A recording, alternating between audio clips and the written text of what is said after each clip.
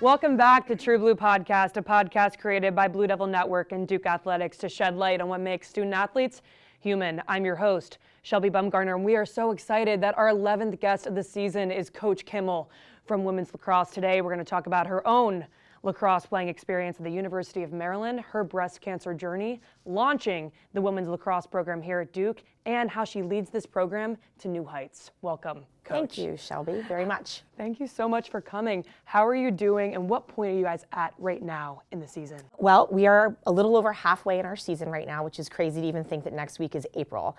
But we are in kind of the second 6-game stretch, as I like to look at it. So trying to break our season up into segments to kind of keep us focused on the present and what's right in front of us. Absolutely. I love watching this team in particular. A lot of fight in there. What would you say that the vibe of this squad is? They deem themselves Team 30 because it's our 30th season, and one of their big things is that they're hungry devils. And I think you see that in all of our games. Whether we're playing at our best or we're not at our best, you know, our group really fights, and I love that. I'm really proud of that characteristic of our team. Transitioning to your intro, you grew up in Philly. How did you get into lacrosse? So interestingly, my main sports growing up were field hockey, number one, basketball because my dad was a high school basketball coach, and a lot of people in my family played basketball. And then I played rec softball, and I ran track for my school, and I was a good runner.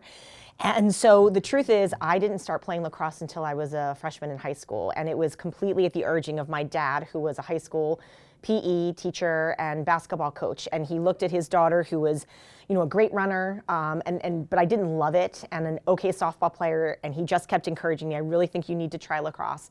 Really think you need to try lacrosse. And so ultimately I did. I went out and was able to make the varsity team as a freshman because I think the coaches saw potential in me. And yeah, that's really how I got my start. What is interesting about this story is that you're kind of late to the pack, you would say, probably recruiting wise or just starting the sport in general, but you chose University of Maryland, one of the top lacrosse programs in the country. You were very successful there. 2-time All-American, a national champion. For 4 straight years, you went to the Final Four. Mm-hmm. Tell me about this experience as a Terp. I still remember coming home from my visit, being in the coach's office. Missy Mahard was an assistant coach at Maryland at the time, and being in her office and calling home and telling my mom, I got offered a scholarship. She was like, you're kidding me. And I was like dumbfounded. I'm like, okay. You know, and obviously recruiting is so different now with like the platforms and the visibility and the club teams and everything. Like I was just shocked, like completely shocked that I got offered a scholarship to go to this storied program. And ultimately I chose it because in the process of evaluating schools and looking at my upbringing and where I went to high school, at a high school that was, you know, sports was really a central part of who we were, I needed to be at a place where sports were really important and it was a big part of the school culture. And at the time, you know, Maryland, they were in an interesting place with football, they were in an interesting place with basketball, and truthfully, the 2 best teams on campus were field hockey and lacrosse. And so I was in love with the idea that I could go there and compete for a national championship. And I was so fortunate because I was really a youngster on that team that was very senior heavy. And those girls who were seniors, who were kind of legends in the lacrosse world, really drove our team. I mean, they were such great leaders. They were so passionate. They wanted to win. And I learned so much as a freshman under them. It was like being just the ultimate follower. But it really, really helped shape my college career and quite frankly, my leadership, because I looked at what a great job those girls did. And I, again, as a coach, I appreciate the role of mentors and people that you can look up to so that you learn, okay, this is what it's all about. This is how you act.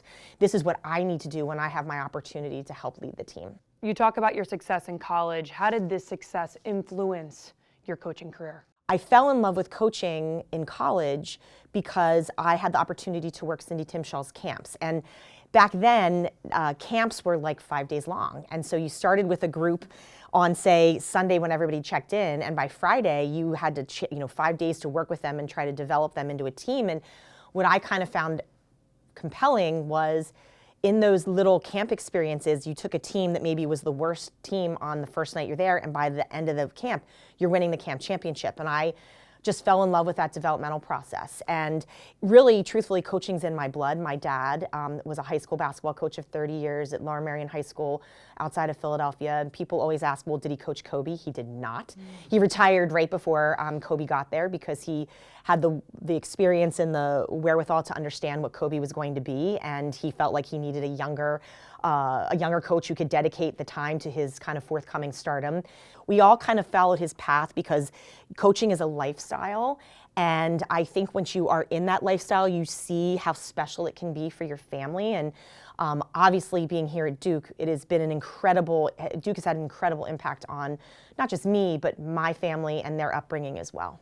It is 1996. You're 24 years old. This is 29 years ago. You get the phone call that Duke wants you to be their first women's lacrosse head coach. What stage of your life were you at this point? Well, I was newly married, and my husband Jack was playing minor league baseball. So, where we lived and how we lived really didn't matter. I was coaching at Davidson College at the time, and again, that job I got right out of college. I was making $18,000 a year, sharing a house with 2 other coaches. Jack was in the minor leagues, like doing odd jobs in the off season. And so when I came up here for the interview, I knew the other girls that I was competing with for the position. And I remember walking out to go kind of get a tour, and Duke, the athletic director at the time, Tom Butters, kind of summoned me back into his office and offered me the job. And I was shocked. I was just like, okay, and pretty flabbergasted. And, but I think his mentality at the time is he wanted a young coach. He wanted somebody who could grow with the program. And it probably didn't help that he was a big baseball guy and my husband was a baseball guy. I'm sure that at some point that had influence. But I remember getting in the car to drive back to Davidson and calling my father. And I'm like, Dad, I got offered the job. He's like, you have to be bleeping kidding me. And I'm like, I'm not. What was it like being a young coach with college students that are around like that 19 to 23 range? Like, what was that like for you the first year? Hard, but not. Again, I felt like my father was such an incredible role model for us. And I had a very strong sense of what was right and wrong, and the messages in my head from him about the responsibility and liability, and these are somebody else's children, they're not yours. Those messages that I had my whole life, he was continuing to instill in me as a young professional here, and have stayed with me. So I felt like it was pretty easy for me to draw that line from a professional standpoint.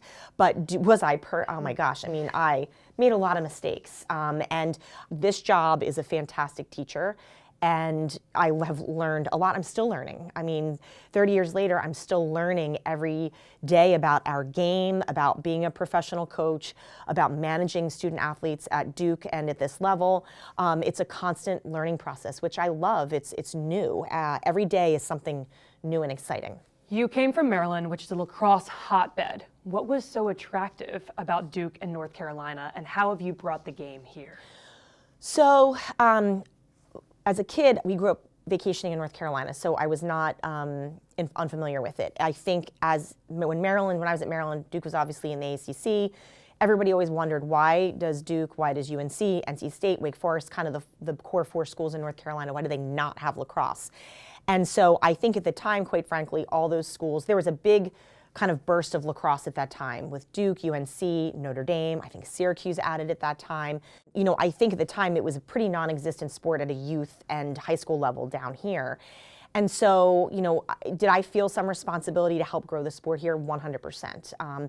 I think we helped get lacrosse going at Durham Academy with the help of one of our Duke football alums, so that his daughter had an opportunity to play.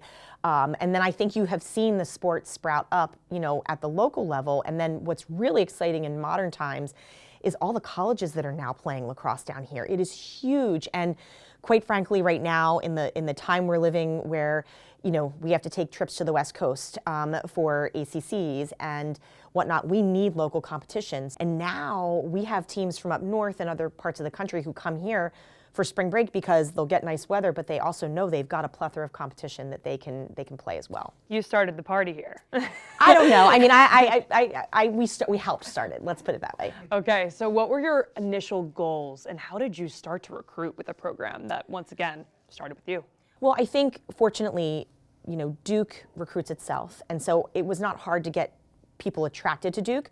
But given that we are Duke, we have a pretty high admission standard. So I think I had to learn, in my early years here, what is the culture of Duke as a school and what kind of kid really fits here. Because what I have learned over the years is, and I'm sure you realize this as a student athlete, Duke is not for everybody. And so for here, you've got to find that sweet spot of the kids who want both, and who not just want both at the highest level, but who are capable of doing both at the highest level. And that's not everybody. So I really needed to work hard, and still to this day, we have to work hard to find who are those kids who are the right fit for Duke. What was hard for us initially was that our fellow school down the street kind of got off to a faster start than us.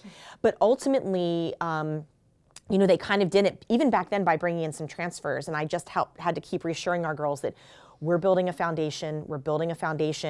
And then sure enough, in our third season, we made the NCAA tournament. Fourth season, we made it to the Final Four, which was just spectacular.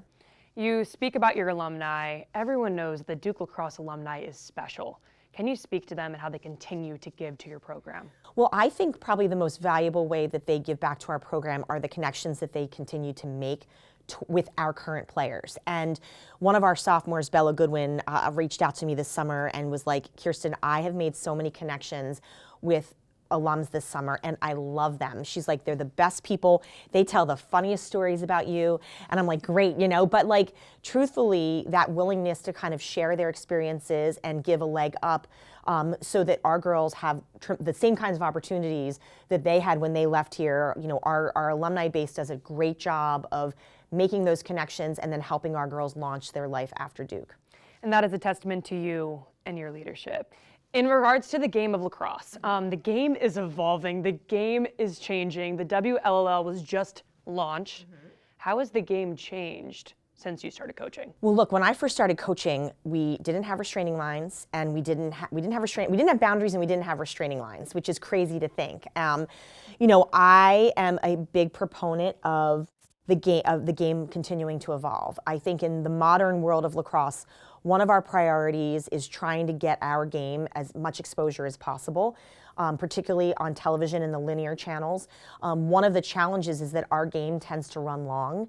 And I think right now, one of the big things we're faced with is how do we get our games into that sweet spot of a 2-hour window for ESPN or whoever else wants to pick the game up. And I think we have to all the time be looking at our rules. What can we do to simplify the game, both for fans to understand, for officials to call, and also for us to kind of just be a little bit more efficient. Here you have spoke about your current and past successes. You have led 22 different squads to the NCAA tournament. You also yourself, 5-time ACC Coach of the Year. How do you build these squads, and how do you build success over time? Well, I think, truthfully, the most critical piece to having success is within your staff. Continuity of staff is really important. When you your staff is constantly in flux with people rotating in and out, it's very hard on the kids to learn new systems every year. And it's hard on the head coach because you have to kind of retrain people. And so I think one thing I'm very grateful for is Duke Athletics understands that, and they help with resources in terms of helping us to attract and retain great talent. I also think something that's really important is you have to let your assistant coaches do their job. You have to give them freedom. They have to earn freedom, but you have to give them freedom and work with them and collaborate. And one thing I've loved about my staffs over the years is that there's very few unilateral decisions made, even from my standpoint as a head coach. It's something that we all sit down. Anything that's a shift on the field or off the field, we talk about and we collaborate.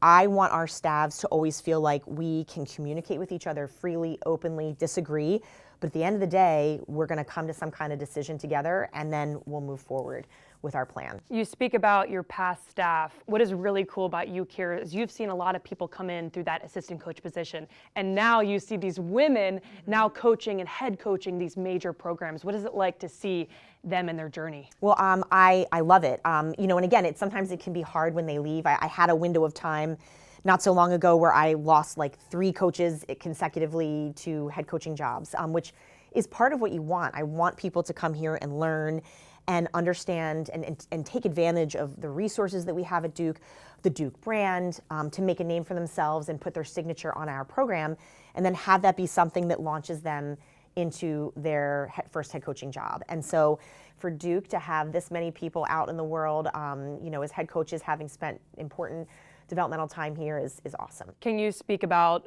Brooke Bailey, your assistant coach, who also played at University of Maryland? What's it like coaching with the Terp? There's certain things that we're like, oh, well, we're a Terp, like neither of us are the best at math. We look at Nick Williams for that. So we're like, or if we mess up some kind of percentages or something, we're like, Nick's like, you Terps, you can't figure this out. So that's a joke, but it's really cool. Obviously, Brooke and I were there at very different times.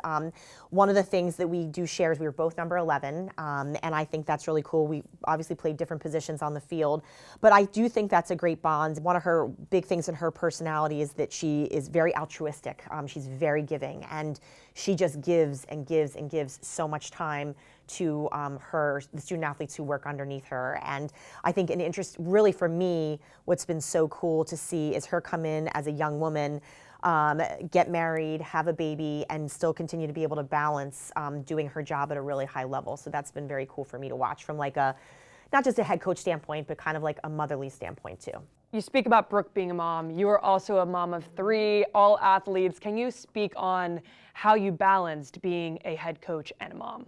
Well, the only way you balance being a head coach and a mom is if you have a great partner. And fortunately for me, my husband, Jack, who also was a collegiate and a professional athlete, he had to do a lot of work over the years. And fortunately, he had some help. His mom was, when she was alive, was not far away and was able to kind of help out on the weekends. But there are times we laugh about it when Caroline and Mac were like 2 and a baby, whatever season that would have been, maybe 2003. He's like, there's a lot I don't remember from that year.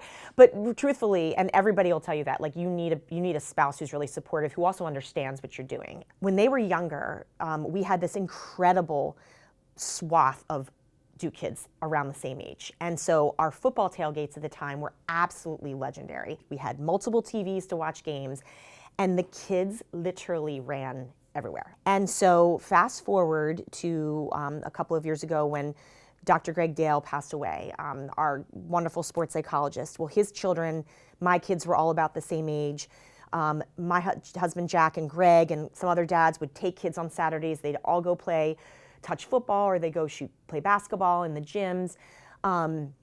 They all coached each other's kids growing up, and we would do New Year's Eve together and all of that. And so, sadly, when we had the service for Dr. Dale, and the chapel was packed with people, packed with people. And then we had a reception over here in Blue Devil Tower afterwards. My Caroline, and all the older kids were in college, and everybody came home for the services. I mean, that's how instrumental Dr. Dale and their family were in everyone's lives. My Caroline said to me, she goes, Mom, she looked around the room, she goes, every single one of my best childhood memories involves all of these people. And I was like, wow. And in that moment, I said, everything I missed was worth it. You speak on Dr. Dale and his influence on the Duke community and also your program. How does his values and his mentorship still influence you and your program today? I think one of the things that Greg always did so well is he made you really think hard about what you wanted and what you want from your team. And he'd ask compelling questions that made you kind of dig in and really think about, like, is this the best idea? Or what about that? I love how he challenged all of us. And look, we still miss him. I mean, we still miss him. In fact, I'll tell a funny story. The other day, Coach Janowski, we were, both coaches keep funny hours, and I'm a big come in on Sunday for an hour to 2 to get organized and set up for the week. And so on Sunday, I'm in the office. I've got lacrosse games on and my son's baseball game on, and I'm supposed to be working, but I can't. And Coach Janowski rolls in and lays down on my couch. And they had a tough loss against Denver the day before. And he goes, with his arms behind his head, he goes, boy, I miss Greg Dale. And, and I think we have moments where we all say that to each other, because you could pick up the phone at any time and be like, hey, can we talk through this? He was a constant presence for the kids. He helped kids on an individual level that maybe we didn't even know about, because maybe the kid didn't want us to know about. And I think a real testament to him is, when he became sick with his gastric cancer, a group of us started a GoFundMe for him and his family to help take care of them and whatnot. I want to say we raised $750,000 like that from the Duke, from the Durham community who, all his kids had connections to, and then the Duke community. And, what people may want to know, which I think is super special, is like that fund, yes, it helped the family and helped Greg tremendously during his cancer battle, but that fund continues to help that family. And I think that's just the smallest thing we can do to repay Greg for everything he's done for all of us. You speak on your daughter, Caroline. She played at ECU. You played up against her and saw her shine there. Now she's coaching. Mm-hmm. What is that like, seeing her transition from being an athlete to now a coach? Since she was 2 years old, she would sit in my lap and watch games. Whatever game we were at, women's soccer game, a basketball game, like sit still and watch. Other two children, absolutely not. But she's always had this like eye for athletics and sports. And for her, getting the opportunity to go to a new program at ECU and be coached by Amanda, who's known her whole life, is like really special for a lot of reasons. One, Caroline had aspirations to go to an ACC or Big Ten school, but the reality is, as a ninth grader, that's when back then people were being recruited, she was maybe 90 pounds soaking wet. She has an autoimmune disease that, prevented her from like gaining weight and, was an obstacle for her in her development through high school. And so the opportunity that she had to go to ECU, play, flourish, love it, be coached by Mandy was unbelievable. I loathed playing against her. I realized that the other night when we were at East Carolina. I was like, God, I'm so happy she's not on the field. So for her to now have an opportunity to go to a Big Ten school in this kind of newly created position as of last year where there's a third assistant position, it's like ideal for somebody like Caroline to get her foot in the door at a great school, in a great program, with a great head coach who I know is committed to mentoring her and helping her learn how to be a coach at this level.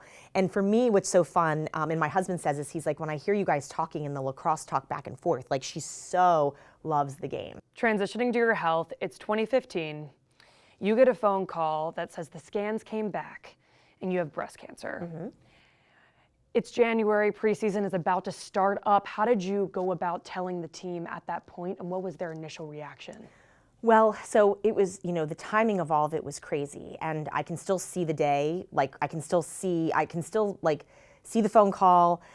I was at practice on the turf, and it was surreal. Even 10 years ago to think about that situation.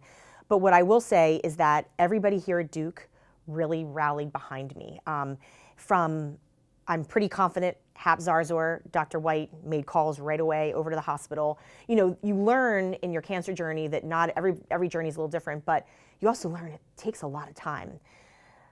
What happened with me is that, somebody must have told somebody that like, look, we've got a coach and she's getting ready to start her season and we need to get on this. And so I got kind of the fast track through the health system. And, in my meetings with my oncologist and my surgeon, my surgeon, Dr. George Ade, who I believe is retired now, was amazing. And he, number one, was like, he understood where I was as a coach and in my season. He's like, you do not want to tell your kids anything until we have an absolute definitive plan, because you don't know what each of these kids' experience have been with cancer, breast cancer, their parent, it's so prevalent. Somebody's been touched by it, so you don't want to say something that may be wrong or you've got to take back. So we say nothing until there's an absolute plan in place. And so that was tremendous advice. And I had a setback in that because initially I thought my path was going to be maybe a little easier than it ended up being. And so I was pretty distraught learning that it was going to be the difference between basically getting just radiation or having to do the full Monty of treatment with chemo. And I remember it's the only time I really was very emotional in the whole process. And he just looked at me, he goes, look, what would you tell your players right now? He's like, I told you all along, I thought this is what your path was going to be. You're going to have to accept it and move on. And I was like, wow, that was somebody talking to me like I was a player and he was the coach. And I appreciated it so much because it flipped my attitude from being like, I'm a victim, this is terrible, to like, all right, I need to approach this like it's a game. And so every day when I had to go to an appointment, whatever, surgery, a chemo treatment, I just put my game face on. And that's how I approached it mentally. And, the physical parts of it were challenging, but it wasn't as hard as the mental part. Being in season was actually a gift. It was a blessing because, I'd go get my treatment. I felt lousy for maybe a couple hours, and then I could refocus back to the team. And look, I remember being on the infusion floor watching film. The season kept me so focused, and my team, my seniors that year were just so fantastic. They kept the team on track. How did you learn initially that this may be something that you would be battling? Well, I had a lump, and it was just happened to be about the time for my annual mammogram anyway. And so I had it in December, and then early January is when we kind of started to learn what this path was going to be like. You're an athlete, you're fit, you're healthy. What were the questions that you were asking yourself at that point? Again, no family history. And I think one thing cancer gives you is an education that you really don't want, but it's been an incredible education. And I think that despite being healthy and fit and eating pretty well, it doesn't make you invulnerable. And so I think the rabbit hole that it took me down was, what do my personal care products look like? Am I eating organically? I just made shifts in my life. I've made shifts in my lifestyle. You told the team that you were diagnosed in January. This same squad went to the Final Four in June. What does this say about you and how the team rallied behind you and the program? Well, I think too, I can't say anything about 2015 without recognizing what an incredible job Amanda Barnes and Lauren Morton and Virginia Karate-Danowski did, because she was a volunteer at the time with our team.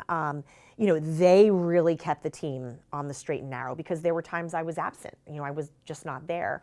But I think it was a testament more to the girls on the team, our leadership that year. The girls were just so focused. And for me, what was really hard is I knew the team had the potential to be a Final Four team. And so what I really didn't want was for my situation to be a distraction. So I made it very clear, I'm not talking to any media about it. I'm not entertaining anything. It's going to be all about the team all the time. And I think that helped, because I think if, after the fact I talked about it a lot, but I think if during that window, if I had addressed it, I think it would have probably made the girls think about it more than they already were. The other thing I made sure I did is that I knew I was going to lose my hair. I got a wig. I got I got a real hair wig that looked just like mine. And there were times people were like, I didn't even know that you had a wig on. I'm like, good. Because I just felt like for me to be wandering around with, a skull cap on and whatnot, then the girls, it's hard. And even for my own children, I wanted them to see me as normal as they possibly could. I think Claire was maybe 5 at the time. I didn't think she needed to see, she knew, but I didn't think she needed the everyday reminder of it. Can you speak about the importance of early detection and breast cancer awareness? Well, I think with whatever the numbers are right now, 1 in 6, it's unfortunately it's pretty ridiculous. And so I think people have to understand, despite not having any family history and being really healthy, it is still possible. You can still be vulnerable to breast cancer. And so what I would encourage people to do, obviously they need to make sure they do their self-breast exams. They need to stay on top of their mammograms. Anything that's suspicious, they need to report, even if it's scary. They also need to pay attention to their personal care products. Our 11th episode for the former iconic number 11. Thank you so much for coming on this podcast. We appreciate you. We value you. Thank you for your vulnerability and sharing your story in all your different stages of life. I cannot wait to watch Women's Lax continue to kick some butt this coming spring. Thank you so much, Coach. Thank you.